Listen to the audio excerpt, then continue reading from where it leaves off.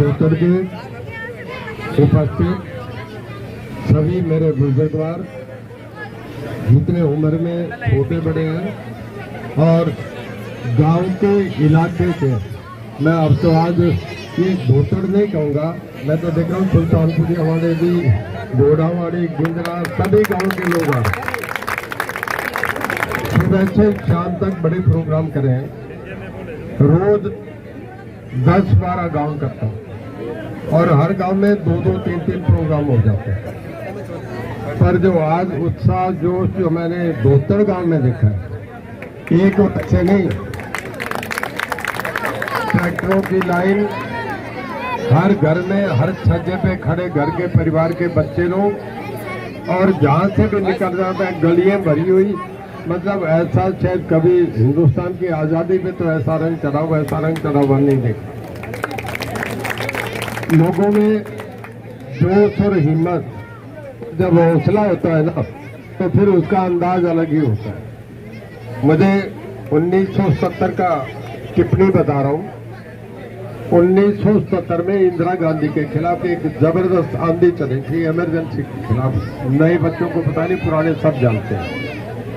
2.5 साल पूरे देश के लोगों को कैद कर दिया गया था, बड़े बड़े नेताओं को। और जब वो छूट के बाहर आए तो वो जैसे ये बता रहे, एक शेर था जो अटल बिहारी वाजपेयी ने गाया था, जो चरण सिंह जी थे, वाजपेयी, जो देवीलाल बादल साहब सभा में थे दिल्ली में, सब जेल से छूट गए थे, मंच पे बैठे थे, तो कहा था बाद मुद्दत के मिले हैं ये आज़ादी के दीवाने, बाद मुद्दत के मिले हैं ये आज़ादी के, जरा खुल के सांस तो ले लें इस खुली हवा में, क्योंकि जेल से छूट गए थे।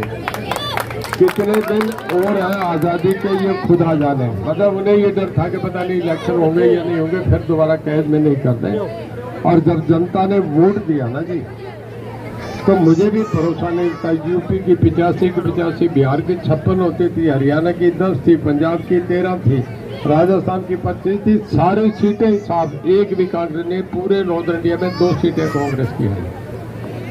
और कब इंग्लैंड के अखबार ने लिखा था, जो टाइम्स नाउ है, वो टाइम्स ने लिखा था कि हिंदुस्तान के लोग बिना कपड़े के पेट से भूखे हैं, पर स्वतंत्रता के लिए, आज़ादी के लिए, प्रजातंत्र के लिए इतने सावधान है कि इंग्लैंड उन्हें सलूट करता है। ये हिंदुस्तान के लोगों के लिए उन्होंने लिखा। तो आज जो लोगों में है ना, मैं गांव में देख रहा हूँ कि बड़ा आज़ाद महसूस कर रहे हैं अपने आप को, कोई भय डर कुछ भी नहीं है। जो बड़े चौधरी बने थे उनका बिल्कुल साफ हो गया मामला। गांव जब निकल जाता है ना, जनता जनार्दन होती है, जनता से बड़ा कोई नहीं है। और एक मिनट में आपसे बताऊं, आज इस गांव में नहीं, मैं पीछे गया, घोड़ाड़ी में भी, खाजा खेड़ा में, गिंदरा में भी, इन गांव में हवाई ऐसी चली है, सभी गांवों में सांस तो सबको एक जैसी आ रहना चाहिए, धोतर है चाहे सुल्तानपुरी है, हर जगह लोगों को एक ही बात है कि यार रणजीत सिंह जो है, जब कंपैरिजन करते हैं ना तो वो ये देखते हैं कि रणजीत सिंह जो है वो भला आदमी है, लड़ भी लेंगे तो भी सजा लेंगे, कम से कम इज्जत है तो बोलेगा, हम भी गलत होंगे तो भी हमें राजी करने के करेगा। अरे बोले दूसरी तरफ तो ये देखेंगे कि जब जाएंगे तो ये कहेंगे कि आगे कौन होके बात करेगा। आज़ादी इसी का तो नाम है। सब लोग ये समझते हैं, दूसरे तो कोई फाइट में नहीं है। और मैं बताऊं, ये भी लोगों में गलत प्रचार है कि ये बागड़ी बेल्ट कमजोर है। मुझे नामदारी कह रहे थे इसमें संतनगर गांव में, कल हमारा बहुत जलसा है, कल एक खारिया में, कल दिग्विजय में इकट्ठे हेलीकॉप्टर से जा रहे हैं, पहले खारिया, फिर संतनगर, फिर उसके बाद बनी गांव में, और तीनों गांव में 3-3, 4-4 हज़ार की गैदरिंग होती है। तब संतनगर वाले ये कहते हैं कि अगर बागड़ ठीक हो गया तो फिर एक तरफा इलेक्शन। अब मैं आप बागड़ की बात बता रहा हूँ। आपने शेखुपुरिया देखा, आपने फतेहपुरिया देखा, आपने पीरखेड़ा देखा, जोधपुरिया देखा, अब धोतर को आप दे रखा। इससे कोई बड़ा रंग है कि कभी धोतर में ऐसा पहले रंग चढ़ा तो बता दो। एक तरफा इलेक्शन हो रहा है। आज तो 26 तारीख है ना, अभी तो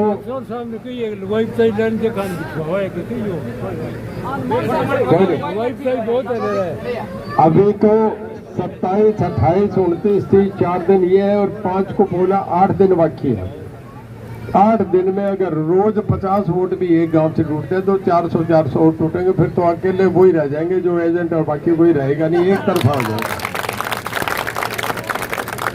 उनके भी मुझे रात को फोन आ जाते हैं, कहते हैं जी हमारी मजबूरी है। आज ओम प्रकाश जी को उठा के लाना पड़ा, उन्हें बड़े भाई साहब है मेरे, अब 92 साल उम्र है, उन्हें पता नहीं, चला नहीं जाता, बोला नहीं जाता, उन्हें बस के में घुमा रहे हैं कि ये तो पता लग गया ना कि जनता क्या है। भाई यही की बात कह रहा हूँ, जो देवीलाल के परिवार से बंधे हैं, इस इलाके का काम केवल जो देवीलाल कर सकते, कोई दूसरा परिवार तुम्हारा नहीं कर सकता। कभी गलत फहमी में नहीं रहना। उस परिवार में हम दो हैं, अगर ओम प्रकाश जी लड़ते तो मैं पीछे हट जाता, पर अब तो चौथी पीढ़ी लड़ रही है। मैं आपसे एक बात पूछता हूँ देसी भाषा में, ब्याह शादी में भी कभी चौथी पीढ़ी तक गए हो क्या? पीछे जिस गांव से उठ के आए हो बता दो।